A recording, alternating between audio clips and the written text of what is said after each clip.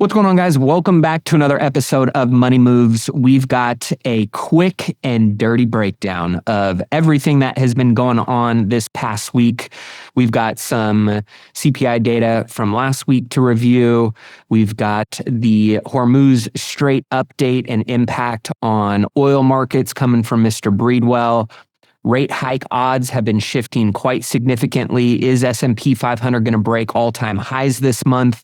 We've got updates on the Save America Act, the Clarity Act. We have new single-family ban legislation that is working its way through the Senate. We've got all kinds of stuff to dive into today, but most importantly, tomorrow, a big day, which Ryan's going to break down how Mr. Powell's last final FOMC speech is going to impact the markets or not, all coming up in today's episode.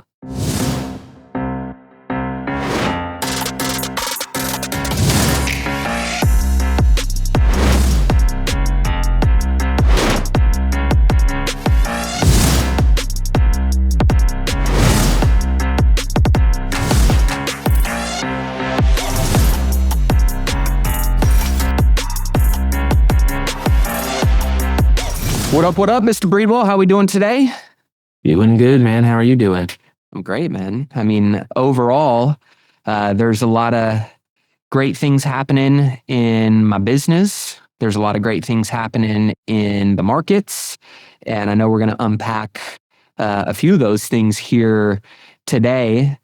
Some interesting talking points and information that we'll kind of be able to unpack. Definitely going to be connecting the dots between some of the inflation data that came out this last week, GDP data, what's going on, obviously, with we'll call it operation, based on what Mr. President Trump is calling it, not a war, in the Middle East and how that is impacting oil and energy and just the markets overall.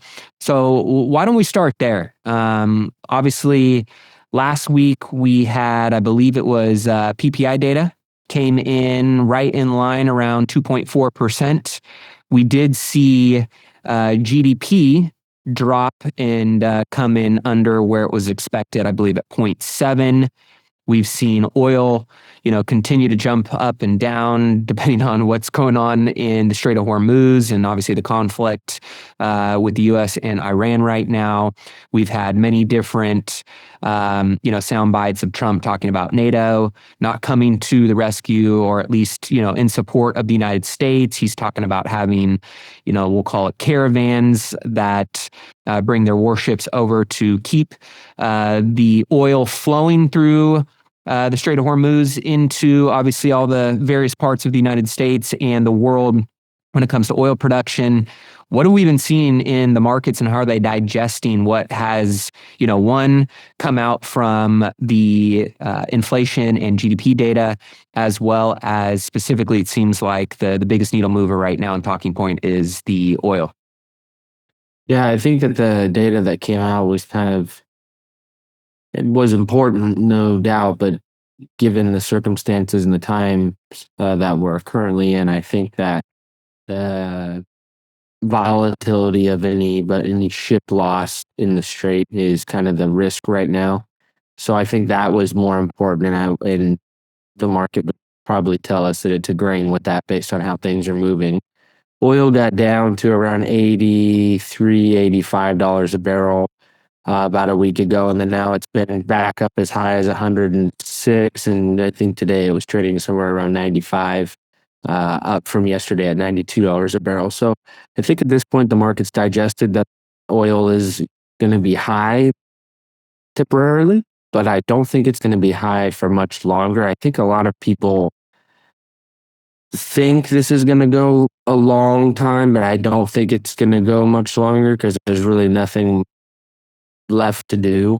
I don't think we're ever really going to formally declare a war, nor do I think we're going to go there longer than a couple months. So I think oil is probably going to pull back pretty hard once the brakes hit. And we saw a taste of that from it dropping at like 99 down to 85 up to 102. It's just very volatile right now. But once that happens, we'll see movement all across the market. We'll see a pullback in the energy sector. most likely is abroad. But we should see an easing in oil prices, which will calm the market as a whole, and that'll be great, I think. We've probably, heard this talking point and seen, going back to in previous episodes, we talked about kind of Trump's playbook in the markets with war, with tariffs, and really how it's a needle mover in the markets. He mentioned that, once the announcement of Iran and the US conflict, call it a ceasefire, call it, being resolved, comes to a conclusion, to your point, that we're going to see oil prices drop significantly. Is the market already pricing that in, or is that a catalyst that is still kind of, being taken on a day-by-day basis and could lead to us pushing all-time highs in the market and breaking through on the S&P? Yeah, I don't think the market has that priced in, and it would be trading at a higher level right now. So once that does happen, I agree. I think we should get oil back down to the low to mid 80s or even lower in the 70s, which would send the market on a tear. It's just it had such an aggressive pullback due to oil pricing. That would all retract itself, and then we might be able to see, if we had another good catalyst, like market data or inflation data or something of that nature. We would continue to push through, and we can get through this like 7,000 ceiling where we've been stuck for a couple weeks, which is kind of frustrating because we want to see us break through that. But at the same time, it kind of is in people's heads as this number that's going to be really hard to get through. And so we want to not rush through it. And I think people are getting to the point when the market was getting there prior to the Iran conflict. They were kind of selling at that hit point, selling at that hit point, selling at that hit point. And so I think once we get through that, we have to get through the conflict in Iran, though, and have pricing come down to more nominal levels that are not bouncing around so much for the market to do that. If it doesn't do that, it just affects costs all around. The main thing it does, it takes more money in the consumer pockets, so they're going to spend less money in areas it's going to be mainly spent on oil, and they're going to travel less, so leisure will go down. So those are things that are not good for the market. Yeah. I saw recently a statistic. Nearly 50% of all consumer spending now comes from the top 10% of earners. The bottom 80%, their share keeps falling. This is why the economy can look strong in the data, while it seems like, a lot of the middle class and, really let's call it the poor, sections of the United States consumer is really suffering right now. Is that something that you guys are seeing or taking into account? I mean, I also saw that a record 104 million Americans are now outside, in quotes, outside of the labor force. These are individuals who are neither employed nor actively looking for work, including retirees, students, stay-at-home parents, and discouraged workers, which exceeds the 2020 pandemic peak by 600,000. And that's obviously when the economy was practically shut down. Since the 2008 financial crisis, the number of people not in the labor force has surged to 25.7 million. And so I was just curious, is that something that, are those cracks in the labor market, spreading? Is this really not an issue? I know we saw initial jobless claims last week come in pretty much in line with where it was expected. So nothing too crazy there. But overall, obviously, we know that, our consumer is essentially our economy. What are your thoughts on that?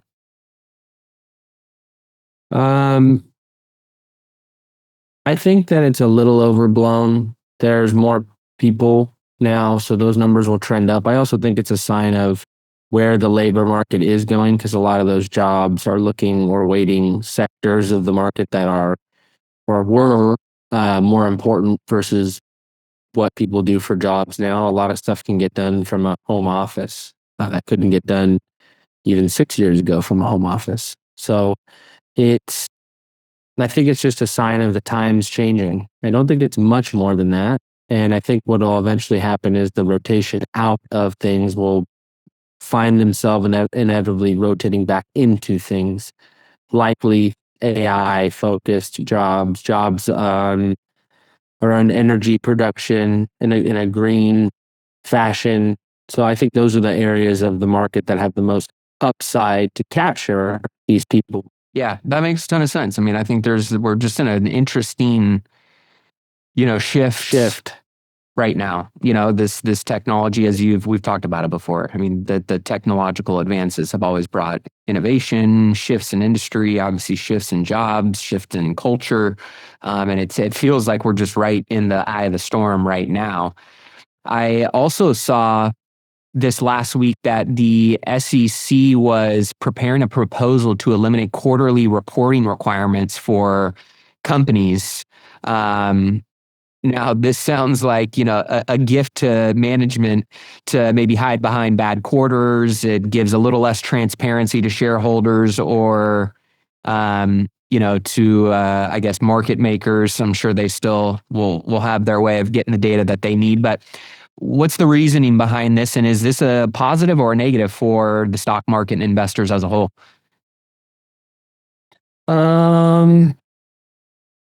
I think it can be both. It gives companies more time. It should make the market less volatile. It'll definitely remove some of the catalyst from earnings because they won't happen as frequent and they won't be reported as much. I also think it could be used as a token for companies to kind of rely on and say, hey, we report monthly or every 2 months versus the industry standard of quarterly. So, I don't think there's a lot to look into it. I think it can definitely in certain situations help consumers. I think in some situations they could be investing into a company that they, on the books behind the curtains, they're not doing so hot, but they don't have to report that yet. So the stock is still moving. I can see an argument to both sides. Ultimately, it already passed that it is this way currently. So we should just get over it and figure out a way to make this way work. My guess is it's not going to move the needle too much for most people, but for some investors that are chasing or day trading or short-term trading, that might be something that they want to keep in mind. Yeah, makes sense. Now, tomorrow we have Powell's last FOMC speech before he makes his exit in May. Obviously, we know that, at least believe based on the data and where everything's at, it's going to be a pause. I saw, and I don't know if this is still the case or not, the odds of a rate hike over the next 3 months was higher than the odds of a cut. Obviously, a month ago, nobody would have believed that. What is the function of that, and is that still the case? And what do you think is going to be the overall tone and sentiment of Powell? Obviously, he's been critical of Trump. He thinks inflation is a little bit stickier, still coming down the pipe. That necessarily hasn't played out, as effectively or in line with, his narrative and what the data is showing. Trump's been obviously very critical publicly of too late Jerome Powell, as he would call him. Yep. What do you think is his speech going to be an overall positive and kind of rosy one and a walk, down memory lane and talking positive stuff? You think he's going to, throw a couple jabs at Trump on the way out? Like, what do you think he's going to do? And how is that going to, get absorbed by the market? Conflict. Yeah. I think he's going to be avoidant of conflict like he typically is. I think he's going to try to end it with focus on him and what he's done and his team. And that's my opinion. That could obviously not happen, but I think that's what's going to happen. Excuse me. Second to that, I think the speech will be impactful because it's the last speech. So people are really wanting to see, like, okay, you don't have to carry the ball anymore. What are you going to say about things moving forward? And I would say tomorrow is going to be a better picture of where rate cut chances stand for the rest of the year, because they're kind of teetering around a 60-40 percentage of a pause being the preferred in that July era, with an October cut now is the only one sitting on the table as far as current futures go. That can change weekly, so it's a lot more accurate, closer to those meeting times. I think it's going to be just interesting to see how he goes out. My opinion is that he's going to be calm, cool, collective, because that's how he wants to be remembered during volatile times, which I would say this is, Powell-esque of going out during market volatility. But I think he's done an overall pretty good job. Yeah, I agree. A lot of people have criticized him, and that's a really easy thing to do from the sidelines, but understanding that he's not moving in hindsight and having to do things, live and make the real decisions in the boiler room, I would say he's done a pretty good job. He knows he's not perfect, and everybody should expect the new Fed chair coming in to make mistakes. But I think Powell's done the best he can with the set of circumstances and the administrations he's been involved with. Very opposite from where he started to where he was, and now back to where he's going to end. So it was an interesting tenure, and I think he's done as good as he could do. Yeah, I would agree with that. I think overall, I haven't been a huge critic of Powell. I mean, as an investor, of course, you want to see a little bit lower interest rates and cheaper money out there. But at the same time, in light of everything that, was post-COVID era and the euphoria and then the pullbacks and the rate hikes and battling the inflation. And obviously, there's been a lot of geopolitical tensions under the Biden administration and the Trump administration. I mean, that's a lot of catalysts to deal with when you're talking about impacting the overall ecosystem and juggernaut of, the U.S. and obviously the U.S. being the lead domino that impacts the rest of the world, right? In monetary policy throughout the globe. So I think you did a pretty good job. We were, estimating 2 to 3 cuts potentially this year coming into the year. And obviously, you still think that's on the table, or, I know my assumption is whoever Trump, puts in there is not going to be I know they got to kind of keep that separation, but my assumption would be is that he's going to be a little bit more dovish than he is going to be hawkish, unless something black swan, something we can't see right now that's on the bingo card comes, to light that would lead to a pause and or even a hike, right? Yeah, I don't see a hike, but you can definitely. I think that once the new Fed chair gets in, he's going to be eager to please Trump. And so a rate cut will be on as soon as possible. And that's my opinion. That could change, but I think that's what's going to happen. Yeah. Now, we did see some, this is a little digression from the markets, but something that I think is important for America in general is the Save America Act, which has been just getting mothballed like crazy, and not really gaining too much traction, which is kind of wild when you think about it being I think CNN was the one who made this initial, post from a poll that 89% of Americans, both Democrats and Republicans, want to see the SAVE Act passed and put into law. Yeah. I was 85-15. Yeah, I always laugh when I see videos. One, I see, Chuck Schumer and people like that calling it racist, right? To require ID and proof of citizenship to vote in our elections. Or it's funny when, I don't know if you ever see this guy, I forget what his name is. He was like a former Bachelorette contestant, Josh something, and he like dresses up and he goes, it's crazy some of the stuff that he does, but he catches people in the irony of their statements. And he did one where he went in and was talking to this convenience store person that had all these flags up in their window and this and that, and you can tell which side of the fence they fall on.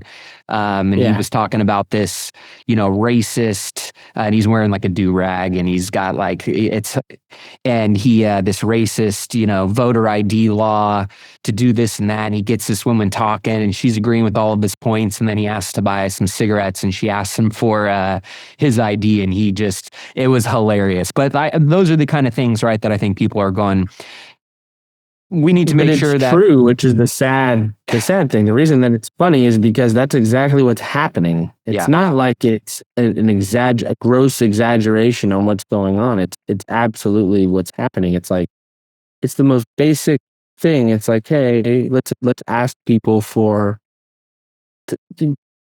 let's make sure John Smith is casting this vote for John Smith. Yep. Oh no, that's race, and it's a typical.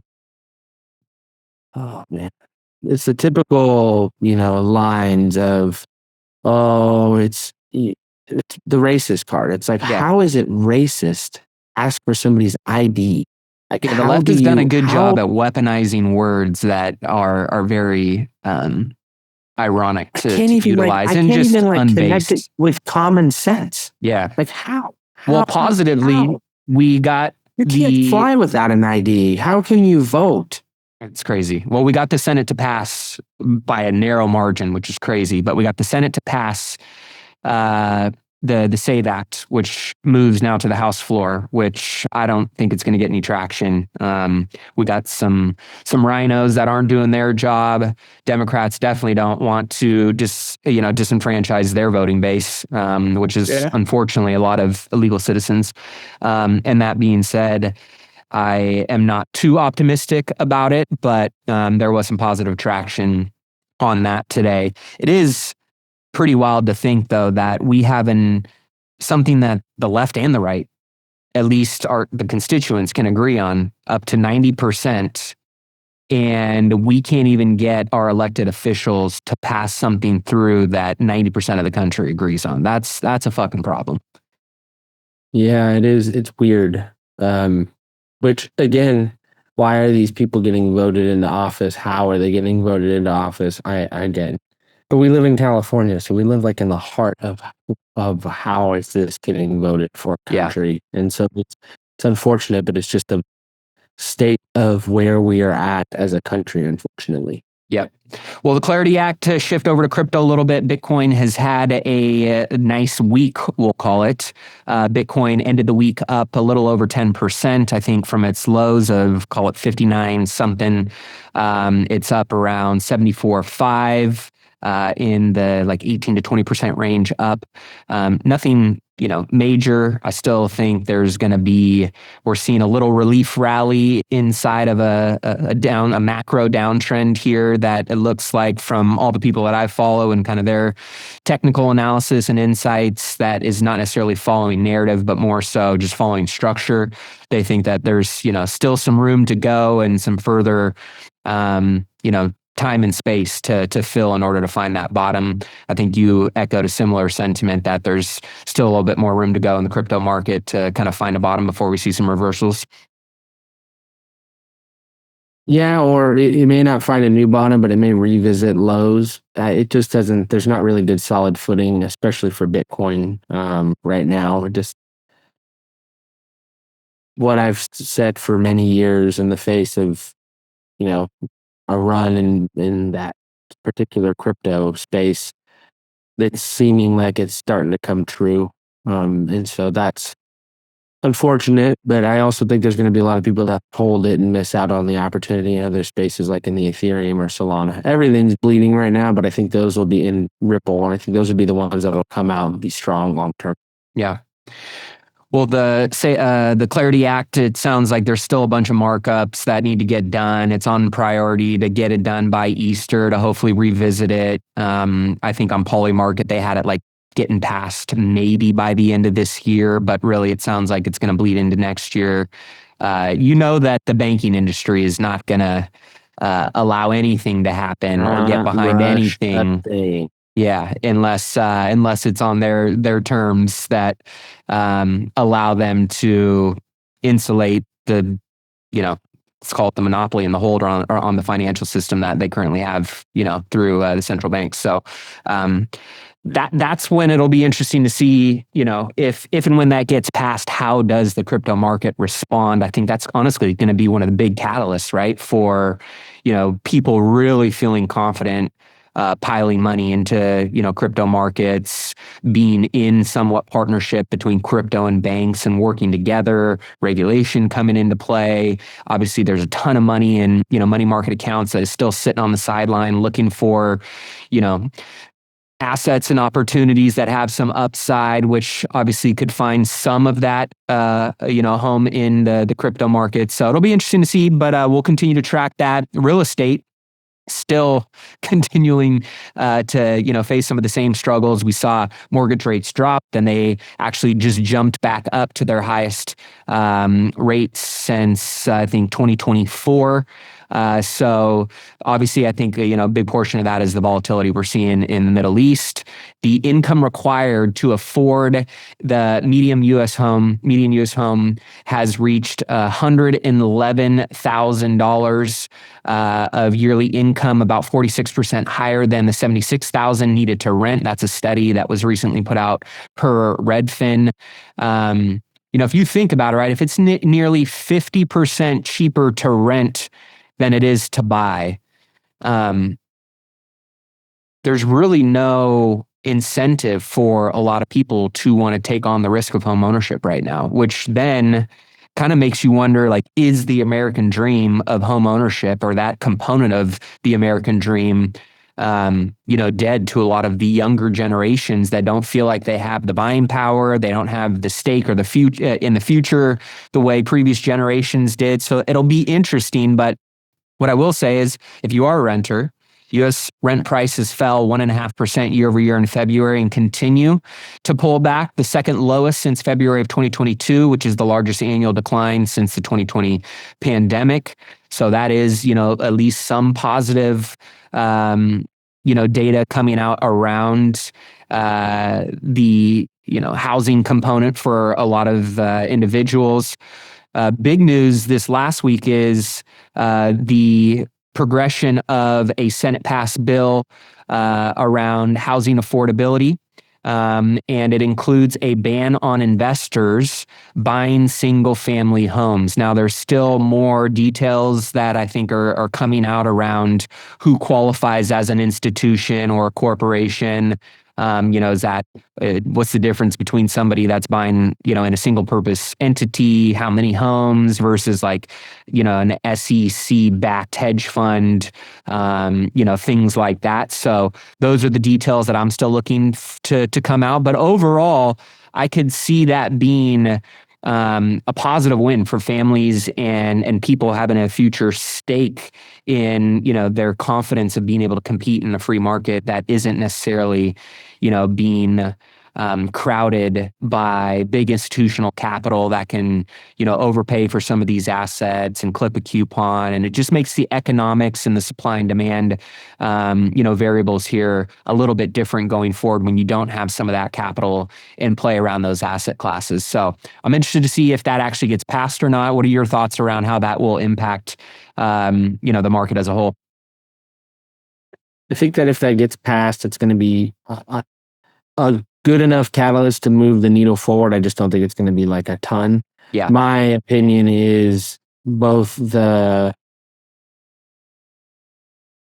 crypto industry being able to integrate into the financial system with cohesion is going to be the best thing for both parties. Like, instead of saying, no, we don't want to change, say, what can we take from you to add to us and work together? So, Chase Bank, featuring Ripple cross-payment technology, Wells Fargo, Ethereum-backed loans, or, there's just like all these things you can do, versus not trying to integrate it. So those are that. I think that once it gets adopted, I think the excitement behind the adoption and where it will travel is going to be more exciting than the actual adoption itself, because then that opens the world of possibilities for that space. Right now, we kind of know what they are as they are, but what could they be with the big player integration? Yeah, agreed.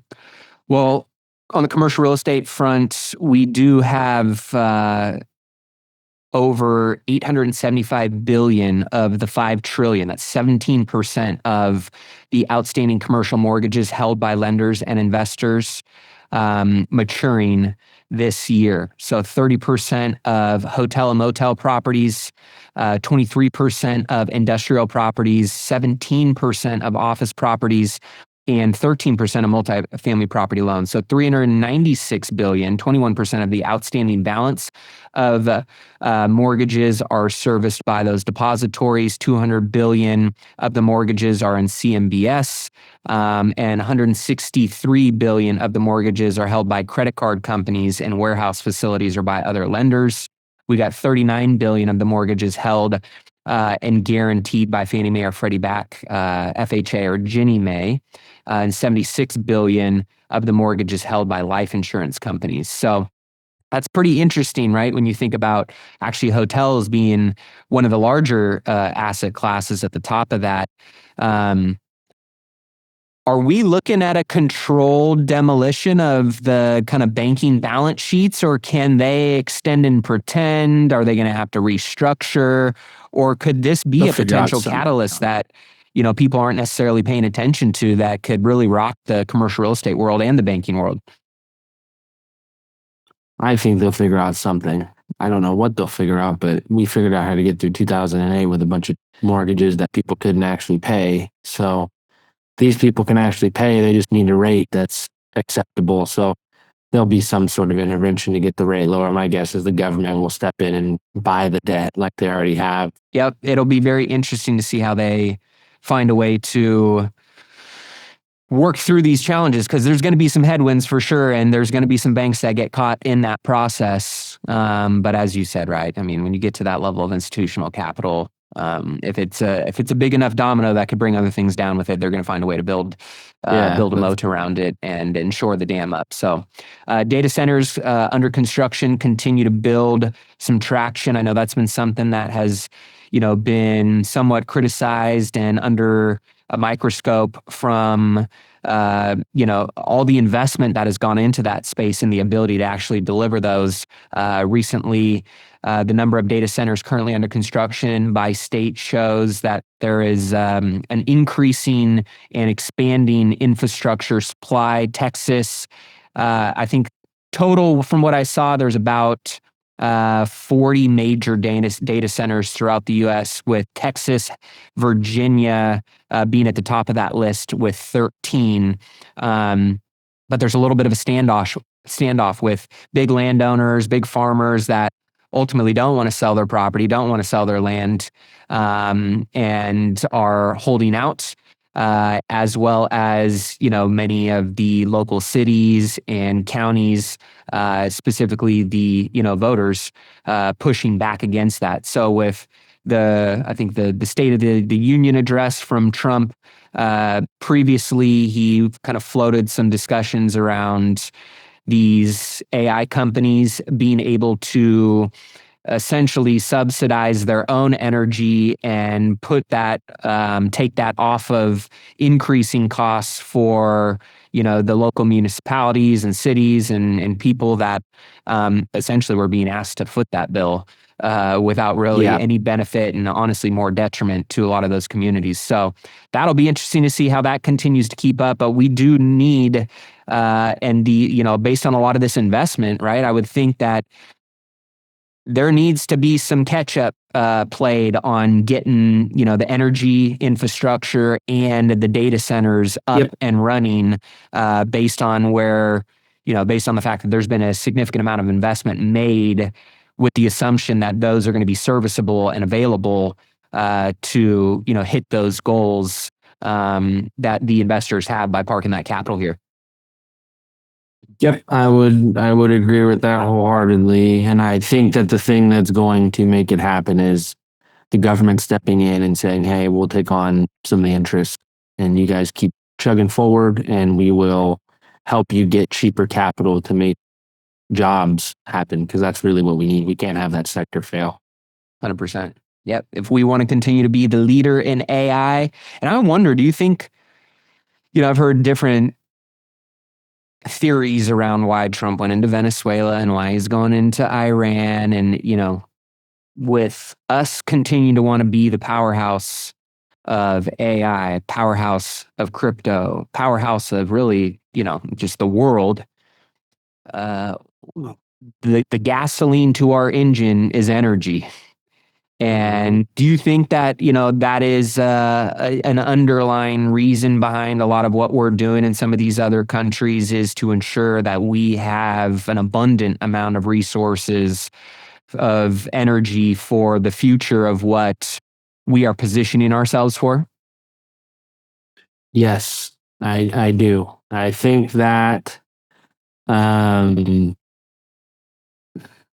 I think without the abundance of oil, we would have a lot less interest because there was a lot of stuff going on in Syria that we didn't get involved in. And I just think that there's not a lot of money to be made from it. Yeah. So sorry, that's just the way it is, but I'm pretty certain that's it. That's it. Well, America didn't get to the level of power by being the nice, soft, gentle, country that I think many Nobody people would love typically does. to You present to it say that we way. are. Yeah. Well, it's kind of like, in business, you present yourself as a professional. There's professionalism. Yep. But you've been in plenty of contentious meetings, exchanges, and it's typically done behind closed doors to create that facade of peace and that professionalism. But there's always contention behind closed doors. And that's the way it's supposed to be, in my opinion. Well, that's what we got for you guys today. Next week, we'll have a lot more to unpack around Jerome Powell's final speech and how the markets are reacting. What do we expect going forward? As always, Mr. Breedwell, appreciate you. If you guys want to connect with Ryan and his team, text the word X-ray to 844-447-1555 to go through a complete complimentary financial audit of your existing portfolio. If you are an accredited investor and interested in passive income opportunities, text the word deals to learn more about what opportunities I've got out and available for my accredited investor network. Deals to 844-447-1555. As always, we appreciate you guys tuning in. Keep investing in yourself and your wealth on your march to $1 million and beyond. Cheers.